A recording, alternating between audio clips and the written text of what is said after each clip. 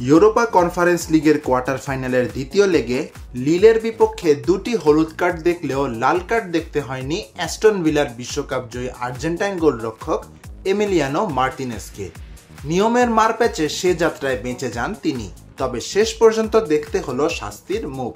লিলের বিপক্ষের ম্যাচটি টাই ব্রেকারে আরও একবার নৈপুণ্য দেখিয়ে দলকে সেমিতে পৌঁছান মার্টিনেজ। তবে আগামী 2 মে কনফারেন্স লিগের সেমিফাইনালের প্রথম লেগের ম্যাচটিতে খেলতে পারবেন না এই আর্জেন্টাইন তারকা গোলরক্ষক। সেমিতে অ্যাস্টন ভিলার প্রতিপক্ষ অলিম্পিয়াকোস। মার্টিনেজকে এক ম্যাচের জন্য নিষিদ্ধ করেছে ইউরোপীয় ফুটবলের সর্বোচ্চ নিয়ন্ত্রক সংস্থা উয়েফা। তবে তা আগের ম্যাচের জোড়া হলুদ কার্ড বা কোনো আচরণজনিত বিষয়ের জের ধরে নয়। শেষ 8-এর 2 লেগের ম্যাচ মিলিয়ে মোট 3টি হলুদ কার্ড দেখায় এই নিষেধাজ্ঞায় পড়তে হচ্ছে মার্টিনেজকে।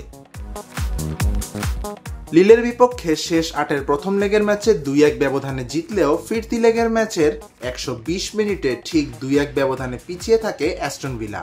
এতে 3-3 ব্যবধানের ড্র হওয়ায় ম্যাচ যায় টাই ব্রেকারে।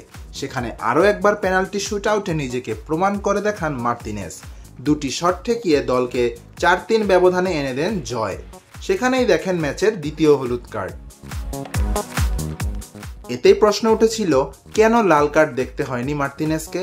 সেই গেরও অবশ্য ইতিমধ্যেই খুলেছে।